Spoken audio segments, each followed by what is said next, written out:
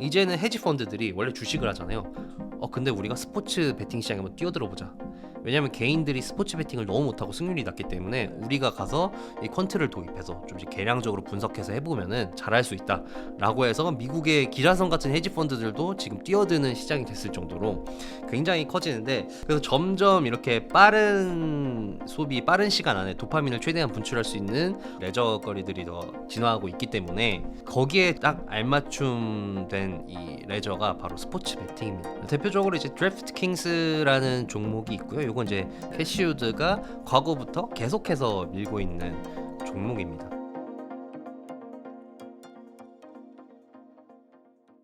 네, 미국 주식은 이제 한국 주식보다 상대적으로 비싸게 느껴지는데요. 미국 주식의 높은 PER을 정당화할 수 있는 거장들의 논리가 있다면 조금 쉽게 설명 부탁드려요. 네. 사실 PR이 높은 거는 뭐 부정할 수 없죠. 근데 그나마 이 PR을 정당화하는 논리가 있다면은 아직 이 AI의 잠재력이 다 반영이 되지 않았다 정도로 볼 수 있겠습니다.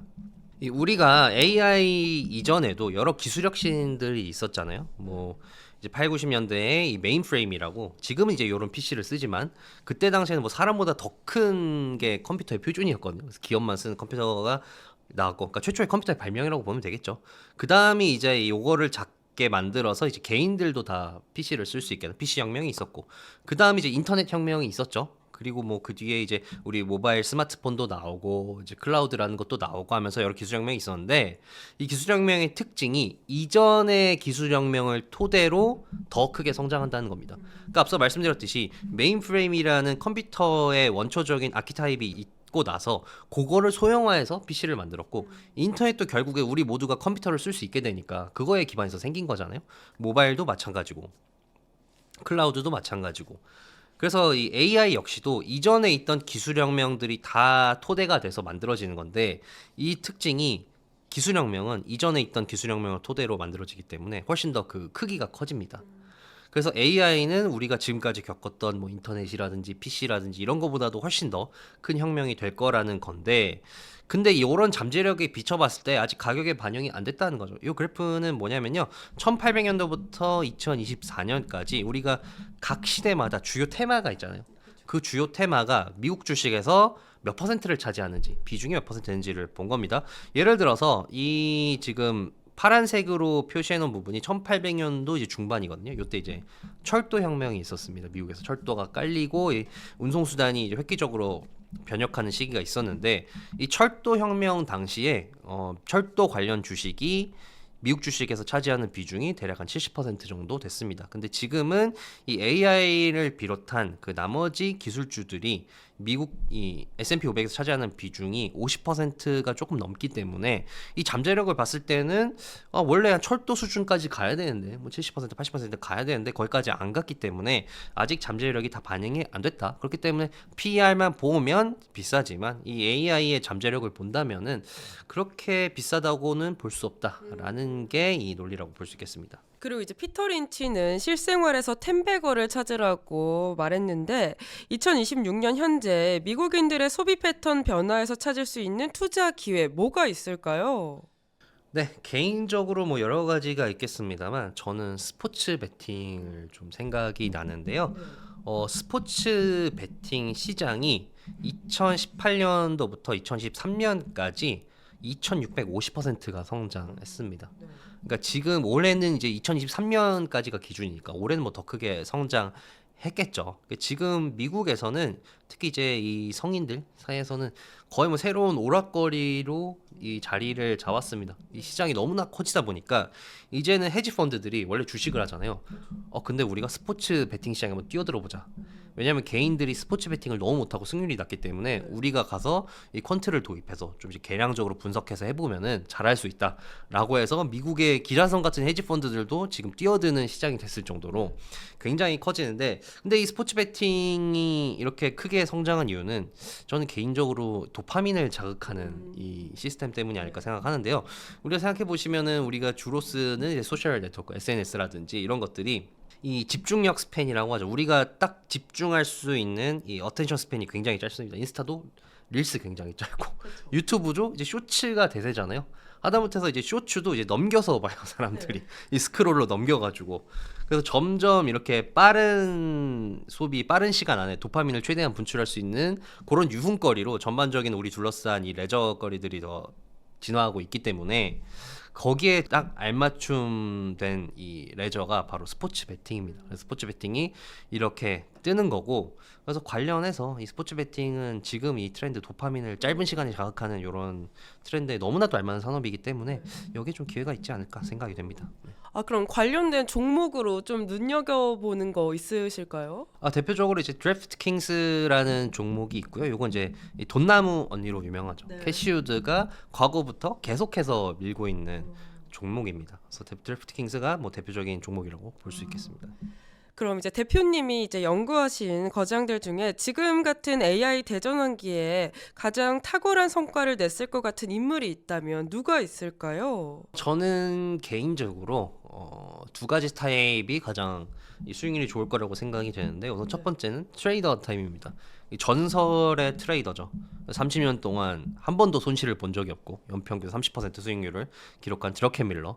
이 드러켄 밀러가 엔비디아를 거의 최초에 들어갔잖아요. 그래서 뭐 6배 이상 먹고 나왔습니다. 본인 너무 일찍 팔아서 가슴이 아프다고 하는데, 근데 그분도 다른 AI 주식으로도 많이 수익을 냈으니까. 그럼 이제 빅테크로 먼저 수익을 내고, 이제 빅테크에서 다른 AI 테마주가 슬슬 올라오기 시작할 때 그때도 먼저 들어갔었거든요.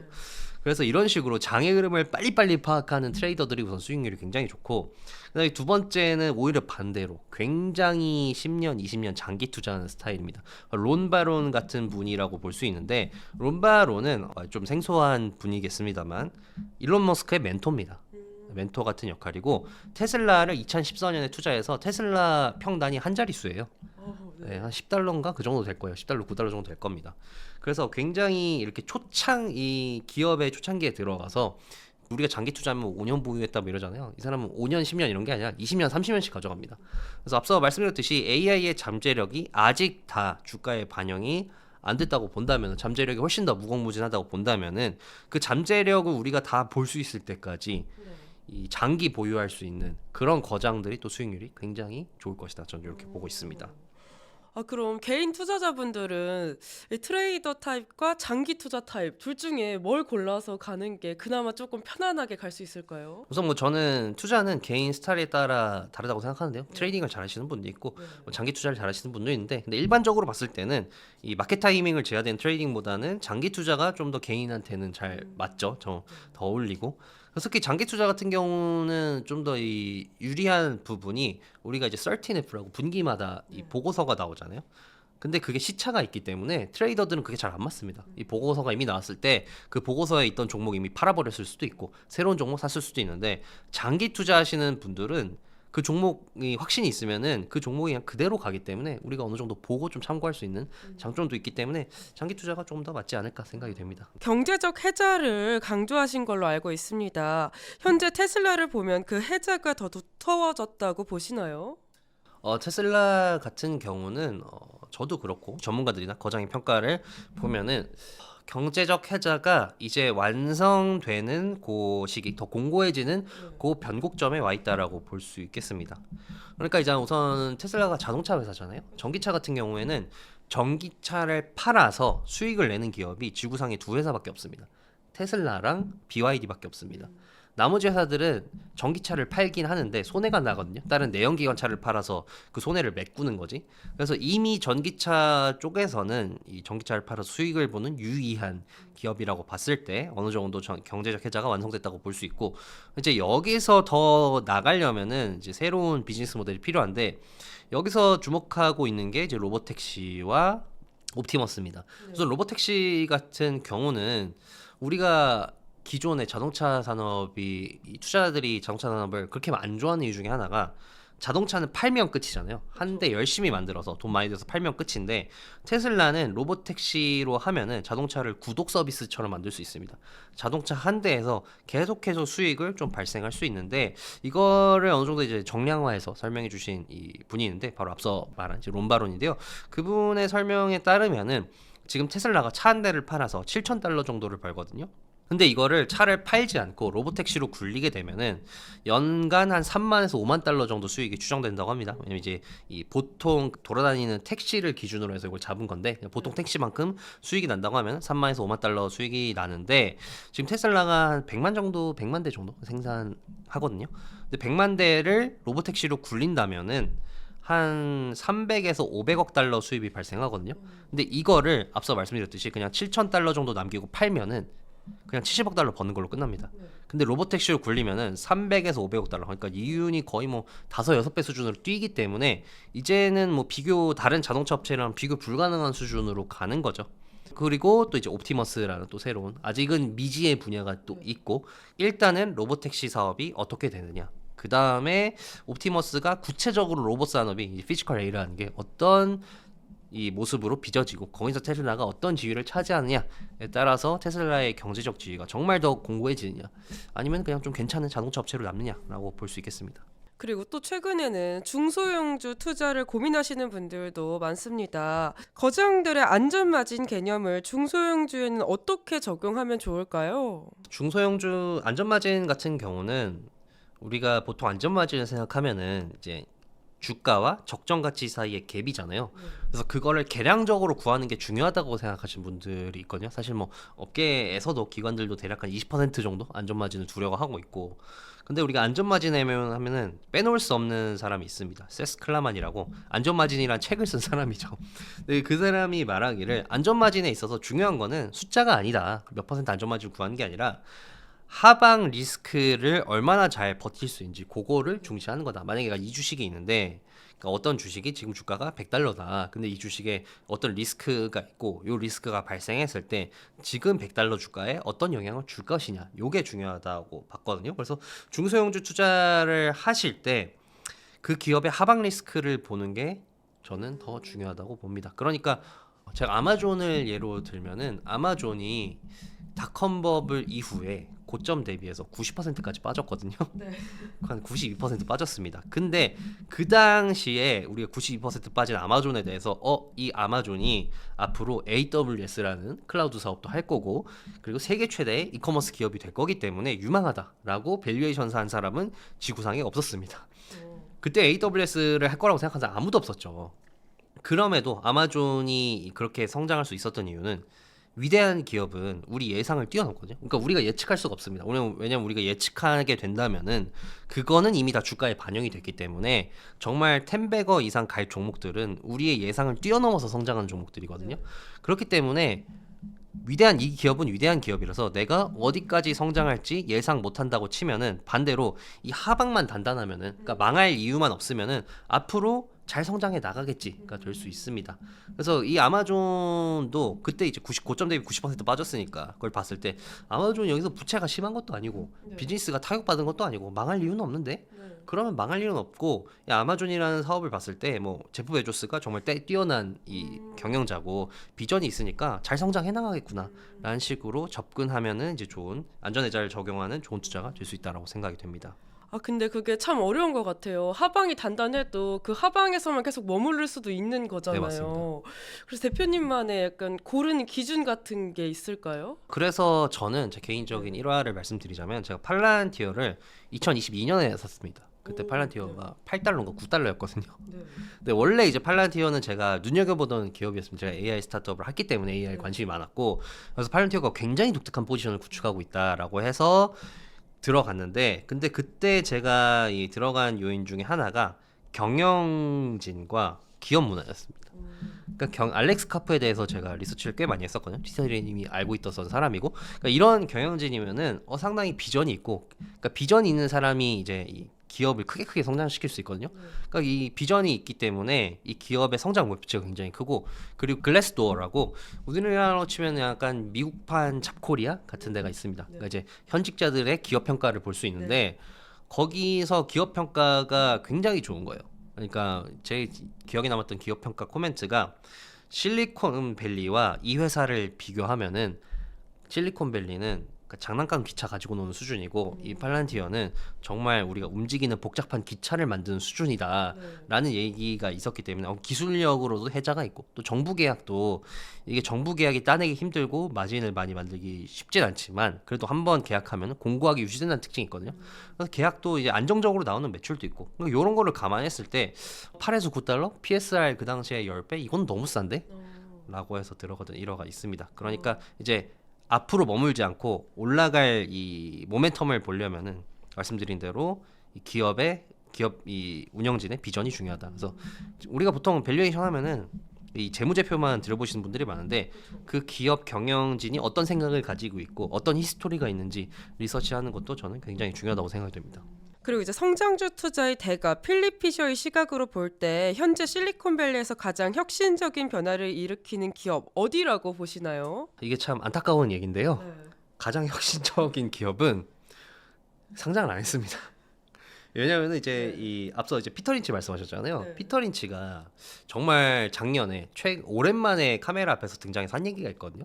그러니까 요즘은 이 투자하기가 힘들다. 왜냐면은 나 때는 혁신적인 기업이냐 상장 기업에도 많았었는데 지금은 혁신적인 기업이다 하면은 상장을 안 하고 있거나 상장하기 전에 다른 회사가 인수하거나 상장이 되더라도 여기서 주가가 올라가기 전에 이미 인수가 된다. 그래서 그것 때문에 개인이 좀 불리한 측면이 있습니다. 제가 알기로는 이제 매출이 한 10억, 연매출이 10억 달러 이상인 기업들의 한 70%가 비상장일 거예요, 아마. 그래서 그런 측면이 있고 그래도 이제 우리가 접근할 수 있는 상장 주식에서 찾아보자면은 지금은 빅테크가 역시나 가장 혁신적이다. 왜냐하면 이제 AI라는 게 지금 투자 규모가 어마어마하게 커졌잖아요. 네. 이게 정말 소프트웨어 사업 맞나? 이거 중후장대 산업 아니야? 네. 수준으로 올라왔기 때문에 그런 투자를 감당할 수 있는 회사가 빅테크밖에 없습니다. 네. 그래서 빅테크가 가장 혁신적이고 그 외에는 이제 이 AI 생태계가 앞서 말씀드렸듯이 좀 넓어질 예정이잖아요. 뭐 새로운 AI 어플리케이션 기업들도 나오고 피지컬 AI도 나오고 여러 가지 AI를 다른 분야에 적용하는 게 나올 건데 이제 그런 분야에서 혁신적인 기업도 탄생할 것이다라고 좀 보고 있습니다. 아, 그러면 최근에 관련해서 눈여겨보고 있는 기업 좀 있으실까요? 저는 AI 관련해서 네. 최근 산 종목 없습니다 개인적으로. 왜냐면 밸류에이션 네. 문제가 좀 있기 때문에 네.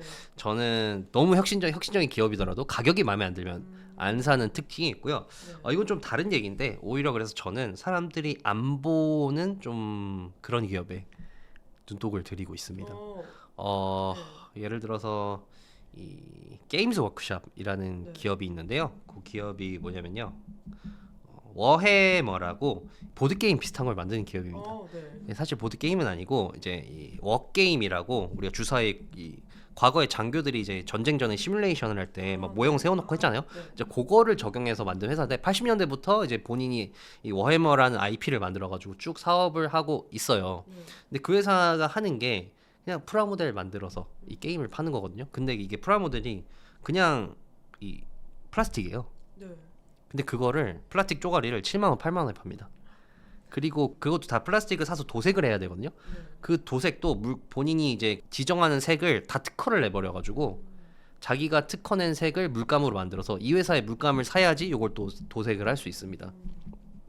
그래서 마진이 굉장히 좋을 수밖에 없는데 근데 이 사람들은 계속해서 그래도 산다는 거죠. 이 IP가 너무 매력적이기 때문에. 그래서 블리자드 CEO도 이 게임의 굉장한 팬이거든요. 지금 은퇴한 CEO도. 그 CEO가 했던 얘기가 내가 젊었을 때는 돈이 없어서 못했고 블리자드 사장이 된 이후에는 돈은 많지만 시간이 없어서 못했고 지금 은퇴하니까 할 수 있다라고 할 정도로 이렇게 열성적인 열의를 보여준 게임인데 그러니까 제가 이 회사를 말씀드리는 이유는 지금 다 AI다 뭐다 하면서 약간 디지털 월드에 모두 다 집중을 하고 있잖아요. 그러니까 이런 식으로 오프라인 세계에서 자신의 위치를 공고히 유지하면서 안정적으로 계속해서 성장해 나가는 기업들이 있습니다. 그 기업 이제 사람들이 많이 안 보기 때문에 밸류에이션이 이런 디지털 혁신 기업에 비해서 좀 낮은 상황이고 그리고 또 비슷한 사례로는 이 티커로는 BBW라고 빌더 베어 워크숍이라는 회사가 있거든요. 뭐냐면 이제 이 테디베어 만드는 회사예요. 그러니까 인형을 만드는 회사인데 그 회사는 정말 전적으로 오프라인 수입이죠. 근데 이 인형이라는 거는 우리가 인류가 존재하고 아이가 태어나는 이상 무조건 망할 리가 없잖아요. 그리고 그 회사가 테디베어만 있는 게 아니라 작년에 이제 주가가 엄청 떴던 이유가 산리오 패밀리랑 또 이제 협업을 해가지고 거기서 인형 만들어내고 또 이제 키링이 엄청 대세잖아요. 그걸로 그쵸. 큰 수익을 많이 냈습니다. 그래서 이런 식으로 오프라인에서 자신의 영역을 지켜가면서 계속해서 꾸준히 성장해가는 기업이 있기 때문에 또 그런 기업에 한번 눈을 돌려보시는 것도 AI만 혁신이 아니잖아요. 이것도 새로운 혁신이라고 보일 수 있다라고 할 수 있겠습니다. 네, 지금까지 이제 무얼 살지에 관련해서 이야기를 나눠봤다면 또 많은 분들이 궁금해하시는 게 언제 사고 언제 조심해야 할지 같은데요. 그래서 3부에서는 2026년 어떻게 흘러가고 리스크 대응과 관리 어떻게 하면 좋을지 관련 이야기 나눠보도록 하겠습니다.